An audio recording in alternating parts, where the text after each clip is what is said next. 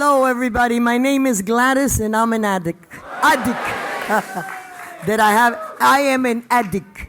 Is that how you say it? Now, my name is Gladys, and I'm an addict. And I'm a grateful, recovering addict. I want to thank the committee, and I'd like to take out the time and give them a hand of applause for what they've done this weekend.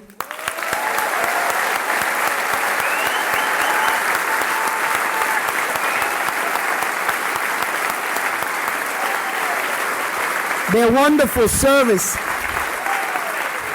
I gotta say, this convention has been absolutely wonderful. The message that has happened this whole weekend has been so heartfelt. I'm so honored to be here. I'm very humbled. That's the word I need to say. I'm very humbled to be asked to share and to come to London and to be able to be up here. You know, who would have thought? Who would have thought? So, with no further ado, I got to say that the whole weekend was wonderful. The speakers, each single one from Friday, the two speakers. So I used to say, oh, who's going to top who? And they were amazing. Like, everyone had a share that touched specific parts of my heart. So, and also the meetings on the side, I've really, really enjoyed it. I've met some people on a one-to-one. There's nothing more beautiful than the program of Narcotics Anonymous. Where could we be, or where would we be that we can share the ugliest things about ourselves and get applause? I mean, really. All the things that I always hid that I thought was so bad and everything, we come into this fellowship and we're able to say it, and people, you're just not shamed or put down, and somebody will say, me too. So I'm really grateful to be here. It takes a few minutes to warm up. It's overwhelming. It's overwhelming to be able to come here and speak.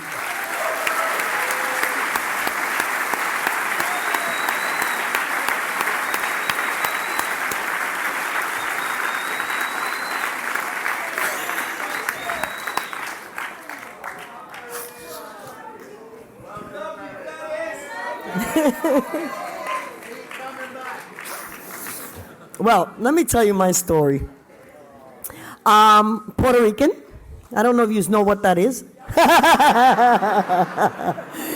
I'm a Puerto Rican woman from New York. I was born and raised in New York, but my parents were from the island of Puerto Rico, and I have 12 siblings. Well, today there's 9 of us left, but there was 12 siblings.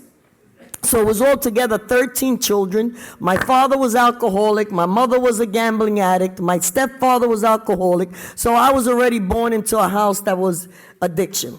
The disease of addiction was prevalent. And not only in my household, the neighborhood that I came from, by the way, is Coney Island in Brooklyn. So in our neighborhood, everybody else's family was the same. Like, I lived in a neighborhood where most of the families, they had large amounts of children, and everybody had the disease of addiction going on. And as I grew up in my household, there was a lot of dysfunction. We got these great words, dysfunction. I only learned that when I came into recovery.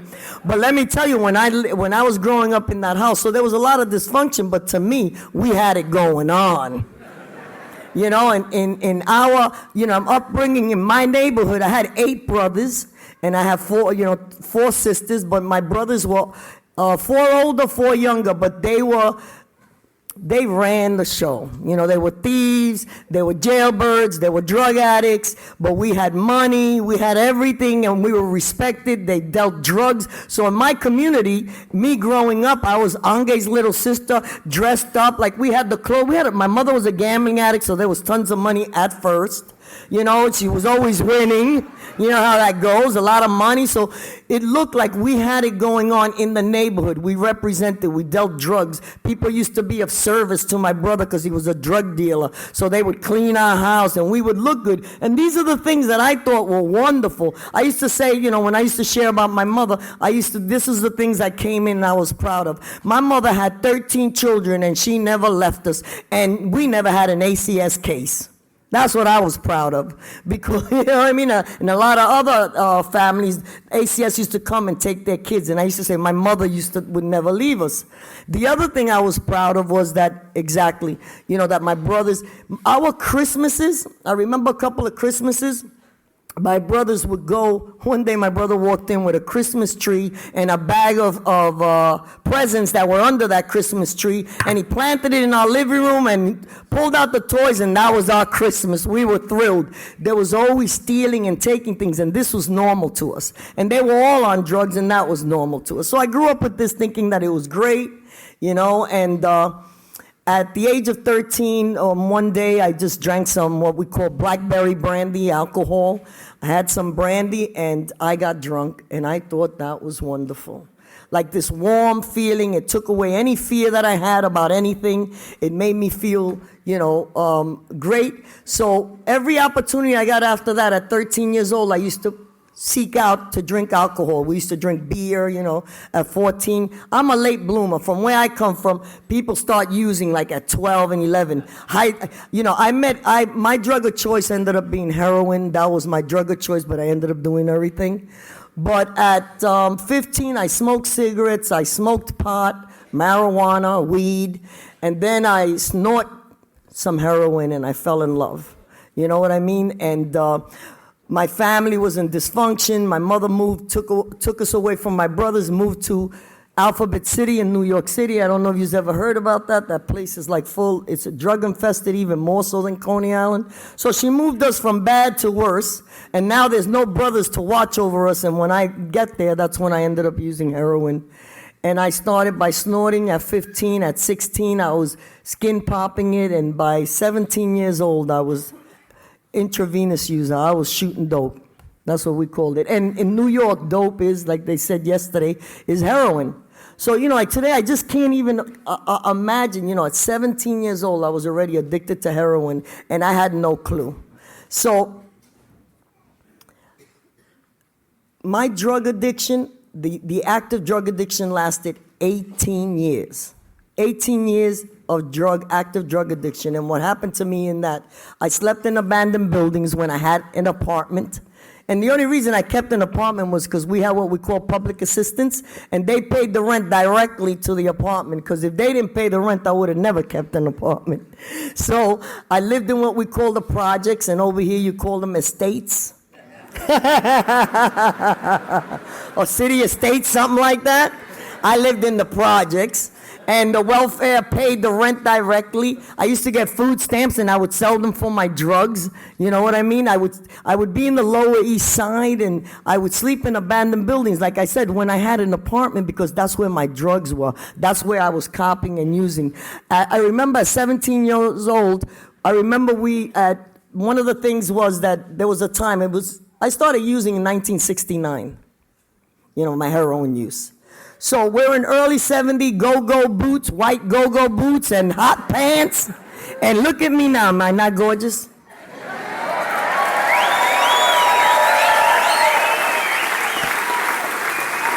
I'm 62.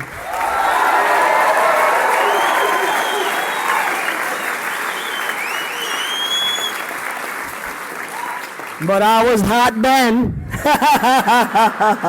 But anyway, I had this long black Indian hair with this beautiful skin color, 17, 18, 19 years old, running around Alphabet City on Avenue D at 5 o'clock in the morning with go-go boots and hot pants, running from we used to call them shooting galleries, at that time. Nowadays it's crack dens, but it was shooting galleries where we would go and shoot heroin every once in a while and shoot cocaine, and I'd run back and forth. I was a little bar fly, hang out in the bars and meet this one and meet that.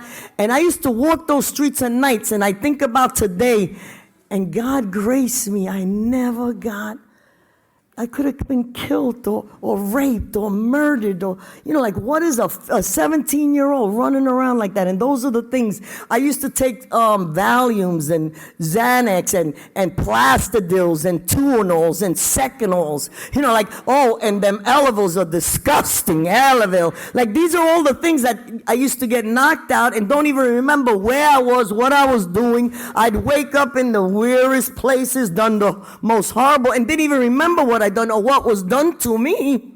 And I survived all that. You know what I mean? Because like I said, I started heroin was my choice, but I ended up doing all kinds of drugs. I remember I put down I stopped shooting dope for a little while, and I would drink a little, smoke a little, and I used to tell everybody I was clean. How many people identify with that? Yeah, I'm clean. You know what I mean? As long as I'm not shooting dope. And in my family, like I told you, they were all addicts, but the one heroin addict, he stopped. So the rest, they snort cocaine and they drink or they smoke pot, and they all would be, all night long, they'd be snorting cocaine, giving me some. They said, sis, you got to start using that dope. You got to be like us. Stop being a drug addict. And I used to sit there because the ones that use heroin, we were called junkies. But if you do anything else, you're okay. They were crazy. They'd go in these crazy things. My brothers, they would shoot up houses and everything because they were on these cocaine missions, psychosis going on. But they would be talking to me all night. Sis, I remember one of them one time, he talked to me, he cried with me, he was all coked up and everything. And he goes, come here, sis. We went to the projects. They got the incinerator where you throw the garbage down the thing. He goes, throw away your work, sis. Don't do it anymore. So I threw away the works. The next day I ran down, tried to find, open. Come on, you got to open that incinerator. I got to find my works. I couldn't. Like many times I tried getting clean. It wasn't like I wasn't one of those people that I didn't know that I had a problem or that I thought that using was okay. I always didn't like me for using. The problem is that I couldn't stop. Everything that I tried, I went geographics. You know what I mean? In the Puerto Rican family, as soon as they find out that you're doing anything you shouldn't be doing, they shot me to Puerto Rico. That was the answer. Send her over to Puerto Rico, and when you get there, there are a bunch of drunks. Excuse me, not everybody, but my family drank. So they sent me over there, and I just partied with. I didn't use the drug of choice, but I drank a lot of alcohol, and I took a couple of pills, and I would just run off and meet all kinds of people. So I came back. I was a little tan. I was a little fat. My mother said, you see, that's all you need. She would say, all you need is a good job and a good man. I got a job, but I never found a good man.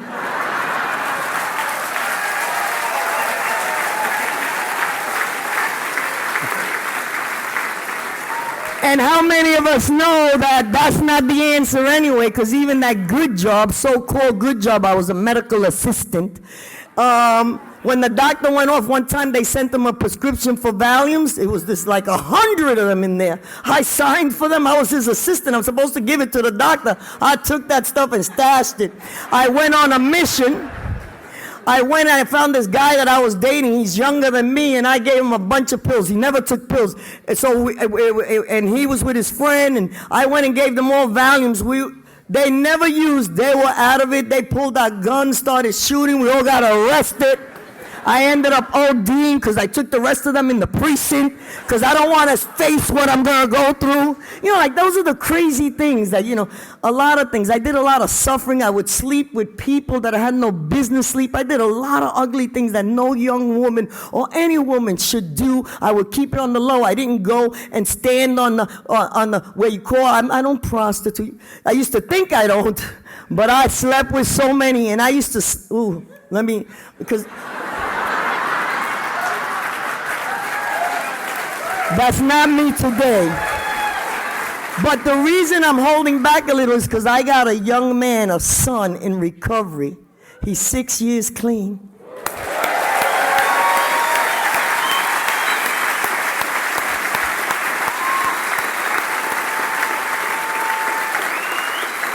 And I don't want to really give details so that he could feel offended. You know what I mean? Because he might have to hear this, but I need to tell you is I didn't do nice things.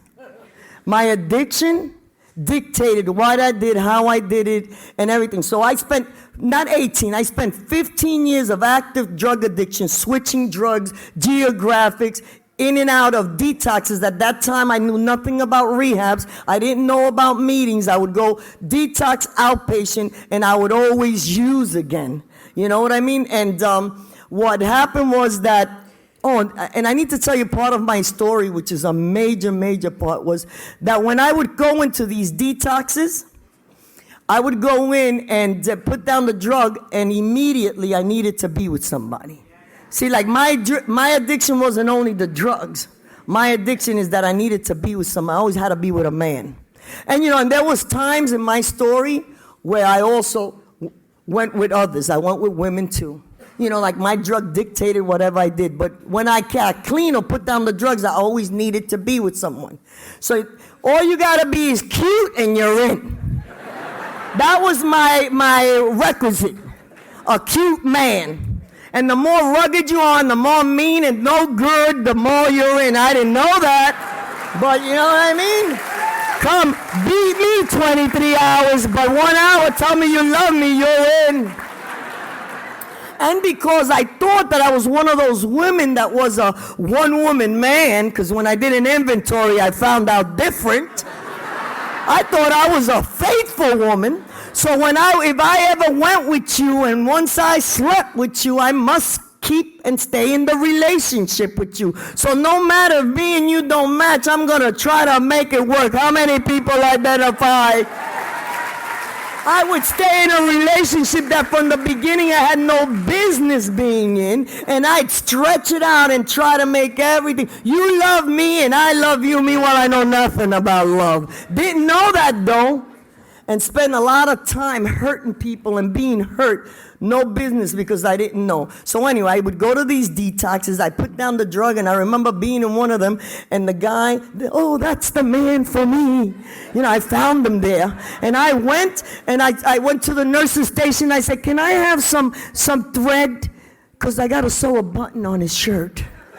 So here I'm in a detox, and by the way, the detox, the medication they used to give me gets me higher than when I used to get in the street. So I'm high as can be there, found the man for me, sitting in detox, sewing a button on his shirt, and I told him, do you want me to make you a cheese sandwich?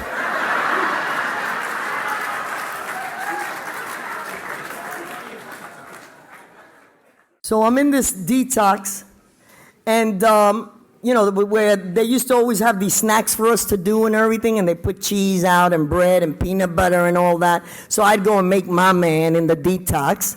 This is the insanity of all the things I did in active addiction, and I'd go and I'd put the cheese in. I knew how to melt it just right, 30 seconds in the microwave, and I'd go and serve my man. So every time I leave these places, I'd leave in a relationship that lasts 3 days. Each time it lasted a little longer, 1 week, 1 month, you know what I mean? But, we eventually would use. There's no program, no NA. I had no clue. But I want to tell you that that's how, where I was, is I needed to be involved in a relationship if I wasn't on drugs. And even when I was high, when I used to get high right away, I used to gotta be with someone. I did the club scene. I did all that stuff that we do in active addiction that I thought was having fun, but it turned on me. I remember being in my apartment, having comforters cover my window because I had no curtains, dishes that had cobwebs all over them because I never touched that sink, and my bed was a twin mattress on the floor. I had a telephone next to me that didn't work, no service, so don't ring. I had a TV, a 13-inch with a hanger on it, you know what I mean? That also, there was no cable. So, and I would lay there, for one of the times I considered myself being clean, I put down the heroin and I put it down, and I would buy methadone from this girl every Tuesday and Friday. Those were the only 2 days I would come alive. the rest of the days, I'd lay in that room, in that bed, and be a vegetable. I felt like I was like nothing in this world. The longer I stayed in active addiction, the more my self-esteem became low. And I wasn't always high, guys. It wasn't like I'm this addict that always had it. There was many times that I was clean. I was awake to feel that pain and misery, degradation, shame, lots of shame. Because I did grow up where just to get out of my house because of dysfunction, I used to go to the church of my understanding. I used to go to church and everything, but that God in that church was punishing. There's no way he had wanted to do anything with me. After all I've done, there's no God gonna love me based on what they told me. They told me, if you do this, it's a sin. If you do that, it's oh my God, I'm doomed. So that went out the window. So anyway, I lived like that for a long time, and then in 1982, once again, outpatient, 30 days in, I met the man for me, but somehow, God does for us sometimes what we can't do for ourselves, and he allows us glimpses of things, and I was able to stay clean. He had 90 days, I had 30 days, and we got together, and by the grace of God, we stayed clean. We did outpatient. We did 90 days of meeting, both of us, but then we became each other's. He was my love of my life. I was his. 3.5 years, but let me tell you, I stayed clean. I started going to college. I got pregnant. I got a baby shower, a bridal shower. I had a wedding. I got married in a white dress after everything I had done. A man wanted me. Wait, even better. I got a man that worked. I never had a man that worked because I got clean. So I said, oh my God. So I stayed home with this baby. It was a dream come true. And it really was a dream come true from the ugliness and the derogation that I had. And he was faithful and I was faithful and we were doing good. He worked. A year, the baby was 1 year old. I put him in daycare. I went to college. I got a driver's license. I never, you know what I mean? And so a lot of things, dreams come true, came. 3.5 years into that marriage. It was during the 80s. Remember, I said 82. HIV and AIDS was in. And 3.5 years into that marriage, it turned out that he got sick. He went one day to work, and he ended up in a hospital, and I never got back the husband that left. It turned out that he was HIV positive. He was diagnosed with full-blown AIDS, and it turned out me and my son ended up negative. Because guys, let me tell you, I was in this relationship like we do. I did it out of addiction. I didn't pick and choose or whatever. I slept with him for 3.5 years. No protection, no nothing. And God graced me not to become positive. But anyway, a year and 10 months, I watched a perfectly healthy husband that was my world, that this dream came true in front of me, start dying. That I had to take care of, in and out of hospitals, changing. At the end, he couldn't walk. I was changing diapers. I was shaving him. My heart was broken. I went and I started yelling to this God, like, how could you? How could you give me this dream come true? So what did I do? What we do best.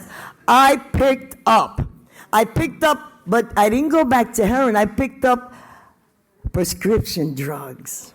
I picked up Tylenol and codeine, so it was low-key. I never went back to the streets. It looked like I'm still keeping a house. Everybody thinks I'm doing great, and I'm clean because I haven't come to meetings yet. So I don't know about that we need to do this, that I got a disease that I need to come, so I'm still not in meetings. I picked up Tylenol and codeine and was drinking, at least at the end, 7 pills a day to manage, trying to keep this man well, manage my son, do college, and I kept saying, as long as I'm clean, and then I realized, you know what, you're not clean. And I went into a detox in 1987, and I came out, and I had a sister that was coming to NA, and I said, I'm done. My husband's gonna die anyway. I need something. I got off them pills, and by the way, kicking the prescription drugs beat me up 10 times more than any heroin or methadone ever did. It's a hard drug. You know what I mean? So we gotta be careful to mess around. So anyway, I went into I came to the program of Narcotics Anonymous in 1987, and it was like on. Everything I ever wanted from the outside, I accomplished. I came in and I ended up getting a college degree. I had that son. My husband ended up dying a month later, and the people in the rooms of Narcotics Anonymous, they ended up helping me stay clean. So I came into the rooms and I did 11 and a half years in the rooms, and I relapsed.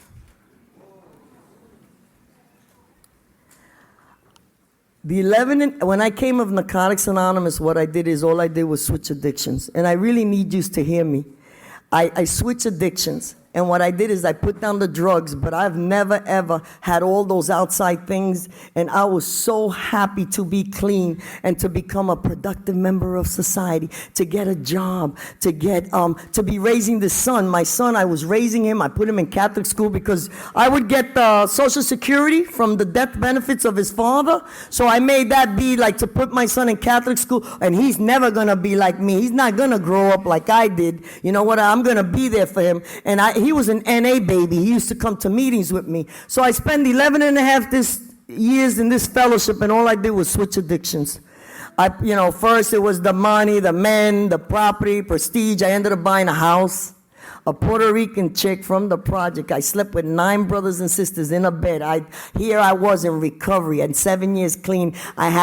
I slept in a king-size bed by myself. I had a house that had a swimming pool. A junkie accomplished that. I was a supervisor in a detox. I had credentials. You know what I mean? I had credit cards. I traveled. I went to every convention. I went to the Bahamas, Bermuda, Jamaica, Hawaii. You know what I mean? I went to all the other states like Connecticut and all this, like all the things that I never done. I took my son to Disneyland, Disney World. Oh, I had it going on. I shared beautiful. Never kept the sponsor, though. You know what I mean? I came in. Well, I got to tell you what I did in recovery. And that's so sad. I got a war story in recovery that is so shameful that it's worse than what I did when I was active. Because when I had an excuse to act that way.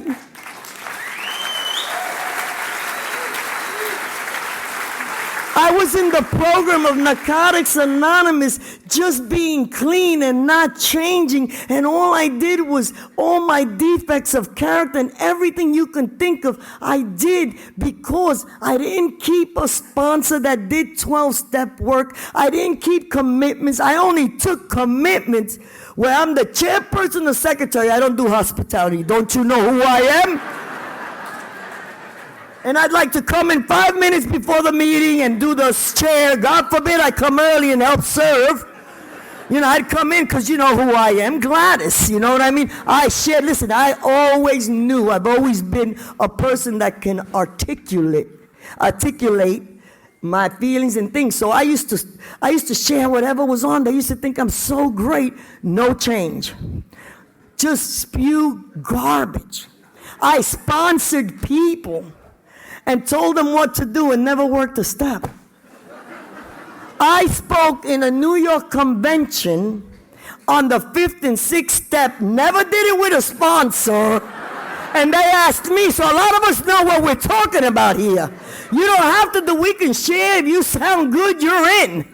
Never read the basic text. So because I'm in this fellowship and I told one of my sponsors, she said to me, she came one day and she said, oh, my man's cheating. He's cheating. I looked at her. Because when I first came, I found out I had low self-esteem. I did that therapy thing. They said we're allowed to go outside and do some outside. Sometimes we need outside help. So I went and got the outside help, and I found out my mother did it, my father did it. They made me this way, and they're bad, and blah, blah, blah, and cried for hours. I went to retreats where, they put us on the floor and took me back to the place that I grew up in and leave her there and all that stuff. I did some work. And then I'd come back to the meetings, and I'd share it. I found the girl. I found the girl, the little girl within. You ever heard that one? And listen, I know I'm making fun, and maybe that was part of what I needed to go through, and maybe that was part of my healing, but that wasn't what really helped this addict to stay clean. Hopefully by the end of my speaking, I can let you know this program. Let me just stay where I'm at. But so I did all that stuff. Therapy, I sounded good. I understood where I came from, what happened to me. Poor me. My brother used to beat me. I'm a young lady. How do you beat? He took me and slammed me against the floor, broke my cheek. Yes. Meanwhile, I did something wrong. But, then I didn't see it. But that was his way of handling it. So I physically got abused, and all that stuff. And no, I had the excuse and everything. So here I am. I told her and so now I come to recovery and they're saying, build your self-esteem. Don't take no stuff from the men. Because right away, you are the target. We're good. You did it. They're no good. Meanwhile, I'm picking the no good. So it must mean I'm no good, right? But here it is anyway. So I come in and now I'm standing up for women's rights and all this stuff. And I ain't taking it no more. You got to respect me. You know what I mean? So when she said that her man was cheating, I said, leave him. Don't you got no self-esteem? 9 years clean. 9 years clean. I was in a major depression, in recovery, diagnosed bipolar, manic depressive, clinical depression. Different psychiatrists give you different diagnoses, but they kept diagnosing me. And every pill and medication they can give you, I was in recovery, coming to meetings, and in a major depression. And I chose the man for me. He was 30 days clean, manic depressive, chronic relapser, attempted suicide 16 times before I met him as part of his story, 11 years younger, and he was AA.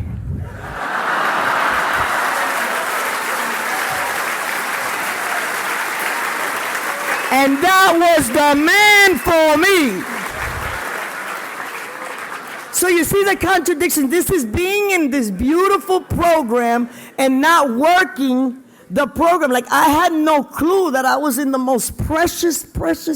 Like today I know what NA is. I know what NA offers.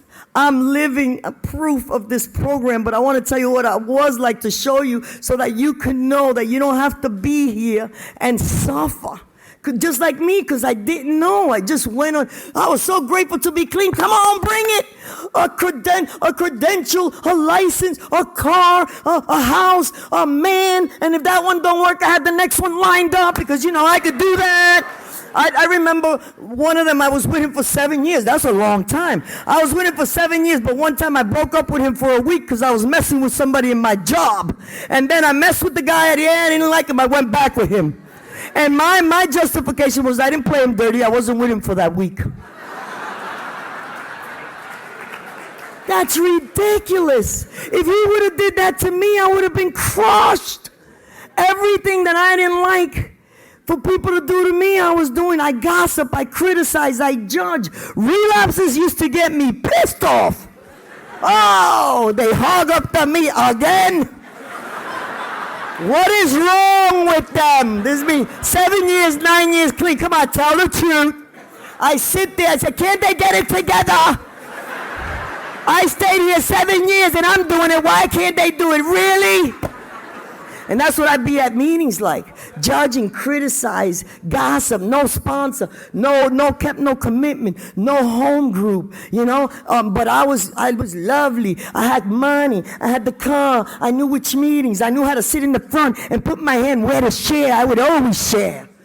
But at 9 years, now I'm in I moved and I got this house. I took my son. I said, he's never going to be. I took him out of the projects.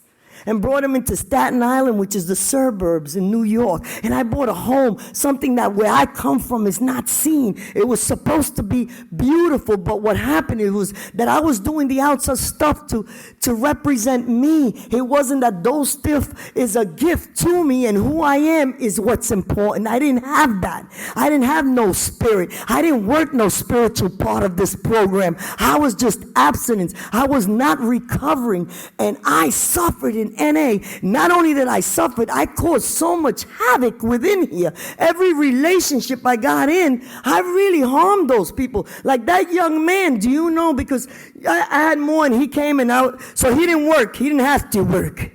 He worked for me. He had my bubble bath. He had my house spotless. He knew how to, I had this house now. So he took care of my house. He knew how to fix things and everything. I'd walk in and I was like, he just lived just to serve me. Like I was everything. So for a little while that worked, but how many know that nothing can fill up that hole? No drug, no man, no money. But I had to come there. And this man could not fill it. He was gorgeous. He was cute. And you know, it was okay. I can't, what's good I say? But what happened was that I just rejected him, and I would belittle him, and I would down him. Didn't know I was doing. I thought, you're lucky to be with me. You're lucky to be in this house. You know how that attitude is? He's lucky. And feeling ashamed of being with him because he don't work and all that stuff, but at the same time not being able to be with him. So he ended up, one day he kept saying, please, Gladys, I love you, like he wanted some attention. I said, get out, leave me alone, whatever. He went in my basement and he was attempting suicide. He attempted suicide, and I knew what he was doing, and I didn't care. I was so broken and so depressed. I said, as a matter of fact, he was a thorn to me. Like, why? Get out of here. Are you kidding? What is he doing? I kept hearing the light on. I went down there, and the guy's like, all feces all over him, just laying on my floor. He had taken pills. I called the emergency. They came and got him, and I didn't even go with him. But that's the kind of stuff that me in recovery. And then I'd come to the meetings and I'd share it. I'd share poison. You know how you hear in the meetings, share pain is lesson. Share your pain because if you share it, it'll be lesson. That's so ridiculous. Like that's so ridiculous, guys. Yes, we gotta share to each other and everything, but you just don't share and leave the meeting the same. You gotta do something to change. I would share all this poison, but I wouldn't listen for the message. I wouldn't listen to what you had to say. I didn't get a sponsor. I didn't do step work. I didn't offer service. I was so caught up in me, I left the same. Day after day, I'd come in and I was miserable. Just spewing, I want to use, I'm miserable. And that, I remembered, so like I started to tell you, that poor sponsee, she tells me, I told him, oh, don't you have self-esteem? Get a man, leave him. Now here I was with that 90-day window. But by the way, the wheels turned, because everything that I judged and criticized here in recovery, I've experienced the other side of it. And it ain't fun when you're the one. That young man, what happened was that I left him and didn't care and this and that. Well, eventually, he started seeing someone else while he was still with me. And then all of a sudden, now, I'm crushed. So I remember the same thing I told her, leave him. Don't you have any self-esteem? He's cheating. I'm banging. Here I am at 9 years, 10 years clean, banging on this girl's door. Come out! Come out! Looking for this young man. How could you? You're mine. Yeah. And I open the door, he comes out with his underwears, and he don't want to come with me. Now I'm in a 12 o'clock midnight meeting, candlelight meetings. I don't know if you have that around here. The weekend for the heartbroken, those meetings that are late at night, when you're all heartbroken and everything. So I came to the meeting, and I sat in the front, and I got my hand out as usual. I got nothing to give, only to, and I said, oh my God, I said, I feel like I'm dying. My body aches for him. Oh. I don't know, has anybody ever felt like you can't live without them?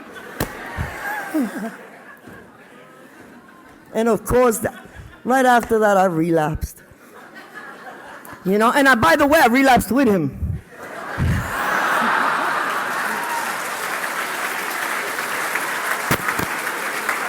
And he got clean and left me. I stayed.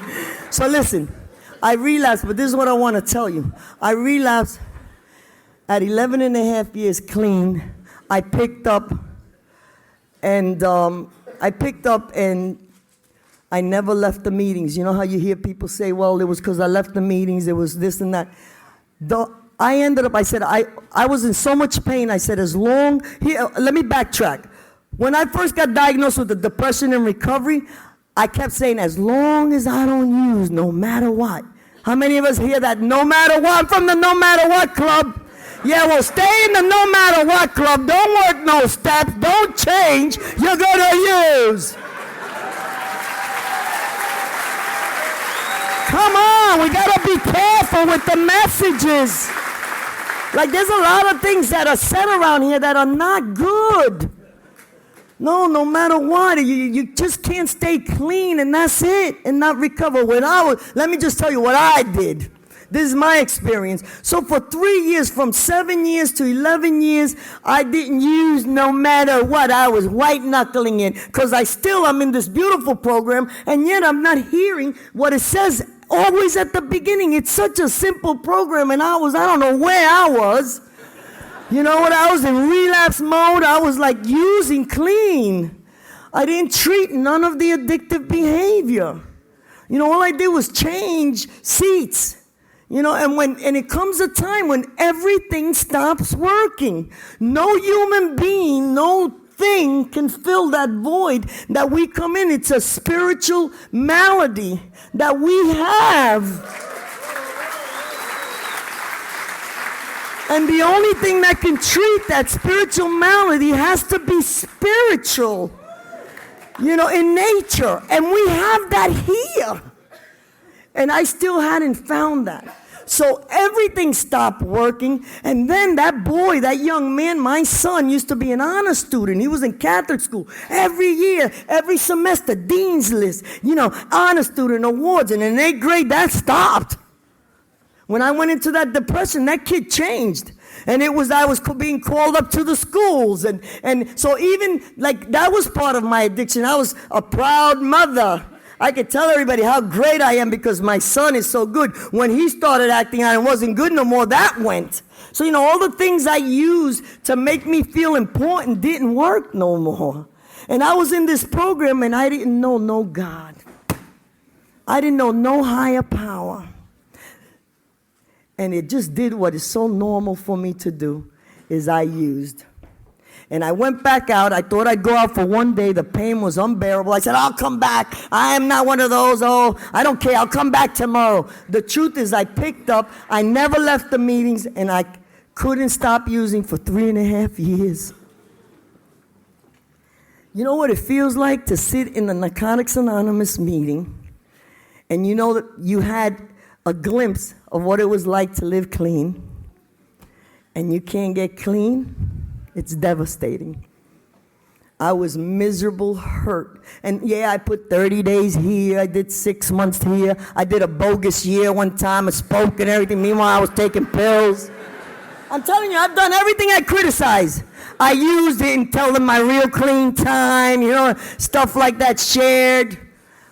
But I'll tell you, at the end of the 3.5 years, I hadn't used heroin in 17 years. I was back on heroin, 48 years old, running the streets on heroin. I hadn't used methadone for 22 years. I was on a methadone program at the end of those 3.5 years. That last year, I did 5 detox, 3 rehabs. You know what it's like to go and detox and then spend 21 days in a rehab sharing and hating, and they call you up for them groups. They wake you up and all you want to do is sleep or try to sleep, and they're nagging you and pinning you, and you rough it out only to come out and pick up the drug again. And that's what I did. And then when I got out of that last detox, and I came out, and then the other thing is I had to wait. I came out of the detox, but I wanted to go straight into rehab because that's the only way I could stay clean. Please don't let me out. Please don't let me out. But you know how that is, for whatever. They didn't have a bed. They told me you got to wait a week. I came out of that detox, and I was supposed to go that Wednesday. I came out on a Friday, Wednesday go to rehab, and I just ended up, I snorted 6 bags. And I sat there, and all I did was, I cried. I said, God, because before that, the whole time that I had relapsed, that I was in meetings, all I used to share was, I had 11 years clean, I had 11 years clean, I had 11 years clean, I had a house, I had a man, I had a this, I had a that. It wasn't until nothing else mattered but being clean. I said, God, I promise if you let me be clean one day, let me wake up and just be clean for one day. I'll never make nothing more important than being clean. And he let me get into the rehab. And H and I came up, and for the first time, I heard the most simple thing. Make a meeting when you get out.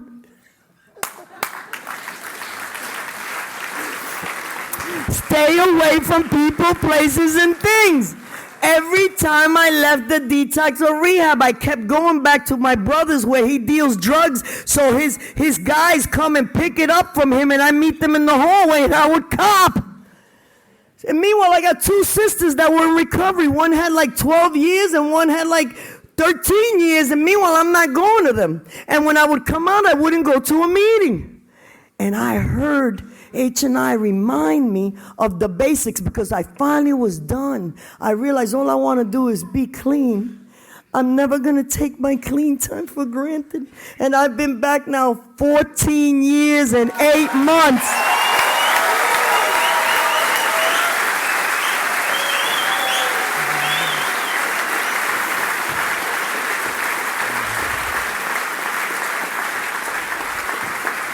"14 years and 7 months. So I've come back. So I came out of that rehab. I went into the meeting, and they asked how many days. They asked the count how many days clean, and I said 14 days, and the room started to applaud. And I said, I'm home. And then for the first time, guys, I heard how this program works. I was done. I already had experienced all the powerlessness, that everything from each addiction I knew that I knew. I was so grateful that NA existed. I was so grateful that there was a place that I could come to stay clean off the drugs first. And then I was so grateful that it existed, that I started helping with chairs. That thing of "don't you know who I am" went out the window. Who cares? I'm so happy I'm clean. I'm so happy that there's a program. And I started hearing the readings. How, at the beginning it says, come, get a home group, get a commitment, get a sponsor that's done 12-step work. When I first came, I had a sponsor the first 3 years. She was an AANA sponsor. She wasn't in no real program. She never did no step work. But everywhere she walked in, everybody knew her. She wore a lot of gold, so we was like popular. So that was and then once me and her, we separated, I never got a sponsor again. I got 1 or 2, but the minute they told me get out of that relationship, no way. I never called them again. So I spent all them years. At 9 years clean, I didn't celebrate. At 10 years clean, I didn't celebrate. At 11 years, I didn't celebrate. How dare I be in a program and not celebrate each year that God in this program has granted me to be clean so I can show others? Really, what's up? So if you're in a place and you're thinking, I don't really want to celebrate this year, are you kidding? That's part of relapsing. So anyway, I did all that. Like I said, gossip, criticize, judge, sponsored, and all that. And so now I'm back to the program, and I heard how it works. And I got a sponsor that she has nothing. She had nothing in common with me. I hope she's not going to get mad at me. I said I'm a Puerto Rican chick, right? And, hang out-ish and all that. And she's Caucasian. And she was, which is not no big deal, but Caucasian. And she's really She's just nothing like me. But she did her step work. And she knew her program, so it didn't matter that we don't got nothing in common. It was what she had to offer. When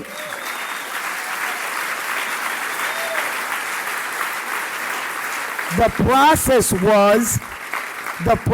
was that we don't have to be anything to each other. Like all this thing, like she don't have to pick me up, she don't have to drive me nowhere, she don't have to give me money, she don't have to spend hours with me on the phone. That's all my job is as a sponsor is to tell you, to direct you through the step work. When you finish each step, I'll make time for you and I'll sit down and allow you to share it with me. And also, I don't have to tell you you did it wrong or right. There's no such thing. No such thing.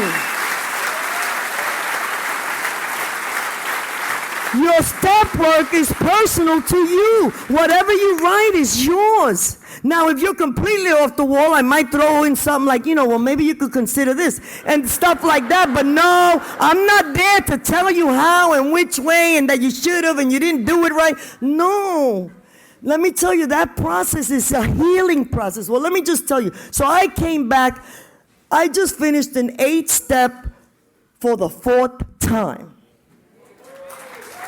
Because you just don't do the 12 steps and you're done. This disease is fatal and this disease is incurable. And what happens is that it's an ongoing process. I need to be kept in check. But what has happened to me is each time my process and my healing process through the 12 steps has gotten deeper and has touched different places. I needed to get healed about the man thing. One of the things is, like I told you, I always needed to be in a relationship because I needed someone to say, I love you, love you. And sometimes that meant when you sleep with them, they're going to tell you they love you. So, and all that stuff, or if you treat them, if you do 100 things, but that's not what love is. And I had to learn that, and through the 12-step process, I saw how unfaithful, I used to think it was the man. I chose men that had less self-esteem than me so that I can control them, so that I can be over them. But then they can't do for me what a man with good self-esteem would do. And a lot of times, I owe them, that young man, I'm heartbroken. How dare I interrupted his clean time? He was a newcomer. And I hurt him. He could have died out of my selfishness. And that's what showed up. I needed forgiveness from him. I need to make amends. And I did that a lot. I used to think it was them, and I see that it was me. When I did my 5th step, my exact nature, forget character defects show up. And my exact nature is that I'm self-centered. That's my nature. And today, I'm self-centered. It doesn't go away. It's who I am. It didn't matter. Listen, it didn't matter that my brother beat me, that my mother left me alone at 3 years old, and a man tried to molest me, and thank God he didn't, and that my mother wasn't there, and all the horrors that I grew up, that my brothers beat each other, and the violence, and all that. It was all that stuff well and good. They did the best they could. It's in the past. They're not longer doing it. I don't have to hold on to behavior because look what they did to me. It's gone. And the truth is that same mother and brother also gave me good stuff. I had to forgive them, and they did the best, and they were broken and sad. So I got past all that. So the truth is that I'm responsible. I'm self-centered. The first thing about everything is, what about me? I meet you, and it's what about me? But this program, through the process, has taught me to keep that in check through the process, and has really revealed to me that others are really just as important as me. I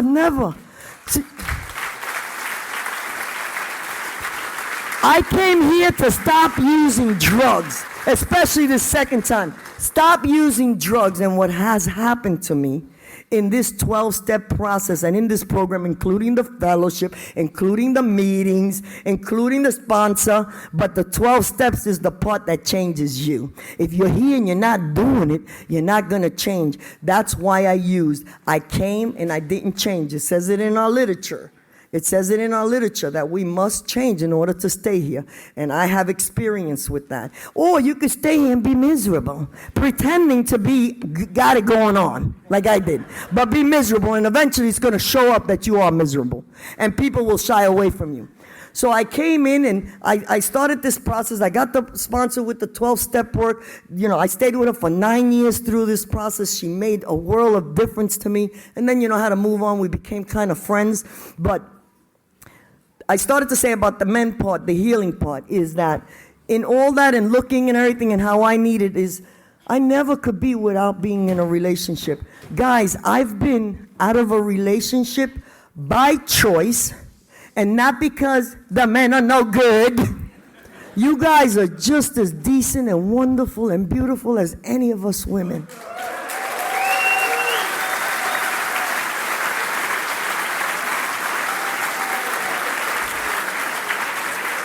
You really, really are. So I'm not in a relationship with a man because they're dogs. No, that's not true. I'm not in a relationship by choice at this time for 11 years. 11 years. I can never not be in one for one night, God forbid. It was like my using. And not only haven't I been in one, I haven't been lonely.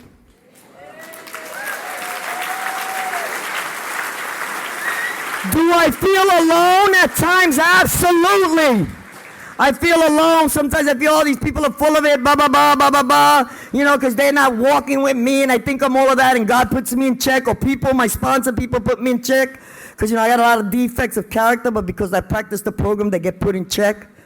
Some days. But anyway, most days. But what I'm saying to you is I haven't been lonely, and that's because I got to a 12-step. Guys, the process of the 12 steps, each time it has healed me in different area. And when I got to the 12 steps, it revealed to me this higher power that I call God. See, when you got to go through the step work, the spiritual part is that you need to believe in a power greater than you, and hopefully you'll get to God, and it'll be a God. Because when we fail each other, and let me tell you how I know is I fail people consistently. I can't always, for my sponsees, I can't always be there. I make dates and everything. I might have to call them and cancel. You know what I mean? And the same thing with my son. I used to think I'm the greatest mother. I love my son, the greatest and everything. And lately I just realized, like, I'm so at fault. I can't be consistent. But the best part, you know what's the best part? And somebody was sharing it yesterday, is that I came to recovery to stop using drugs. They said you had to change. I came in with all these defects that are still there, but they're in check.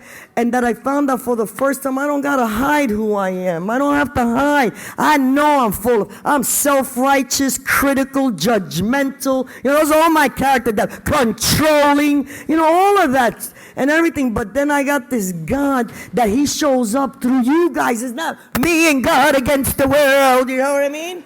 No, you know how I got this relationship with a God, and he's real to me. He ain't no fake God. He's real. I needed him because you fail me, I fail you. But I could, when those times come, I know that I can depend and count on him. And he showed me evidence over and over. Especially the 12 step. That process, it's in our steps, in the 3rd step, in the 5th step, in the 7th step. It keeps telling you, you got to go to God. You got to go to God. And especially that 7th step. You know what I did in the 6th step? Found out my defects of character. Oh, I found out I gossip, right? So I go to work. I said, well, tomorrow when I go to work, I'm not going to gossip. First thing I walk in, the boss is there. I go to my coworker. What is it? She's so fat.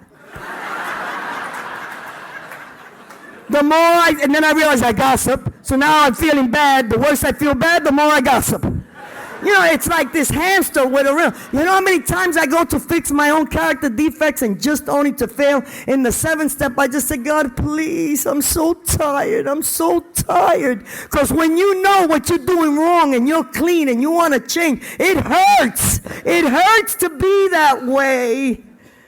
I had a beg. I said, then I realized, God, please, And he does. He took me from not wanting to be in relationships with anyone and hurting them and hurting myself, that I've been able to be alone. And when I got to the 12th step, I realized, it says, look, after having a spiritual awakening, yes, we have a lot of little spiritual awakenings, staying clean, getting 30 days. I have a lot of little ones, but my big one, it says, having had a spiritual awakening. Not that you do a 12 step and help someone, but your spirit hasn't been awakened. And yes, one person can help another, but long term, you want a real spiritual awakening, go through the 12 steps. It's a healing process. It isn't work. It takes work to sit here and white knuckle. Make them love you. Make them change. Make the boss do that. That takes work. Doing the process doesn't. And by the time you get to a 12 step, you realize that there's this God who loves you. And I realize he loves me and he's real. And what happened is, he said, now that you know that I'm real, now that you know that I exist, and the best part of that is not only that he revealed himself through fixing some of my character defects, healing, a lot of things in the amends, the 8 steps, the 9th step. He goes, now go tell them, share it with them. Let's not be ashamed of saying, God, please don't be ashamed. This 12 steps came from that. It came from that you need a spiritual awakening. You need to believe in something greater. Find whatever works for you, but let him be real, not a door, not a person. That don't work. I've tried it, and I'm almost sure that you've been through that. So listen, I got 11 years out of relationships, and that's big. Come on, give me an applause for that. And that doesn't mean that I'm never going to get in one, because look how beautiful I am. But for right now, I know that I'm loved. And how he shows me is through things like this. London calling me to come to ask me to share my experience, strength, and hope. A dope fiend from Coney Island that shot dope, that lived 18 years in pure misery, that did everything ugly. I got called to come and share my ugly story, and you's all just loving on me. Come on, is there a God?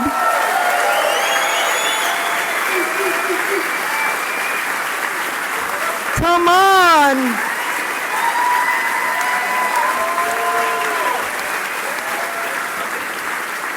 I got 3 other areas that I want to tell you how that step work has processed. I came, I'm clean. I'm out of relationships until God sees it fit for me to get into another one. And here, that son that I came in with, and this is big, guys, please.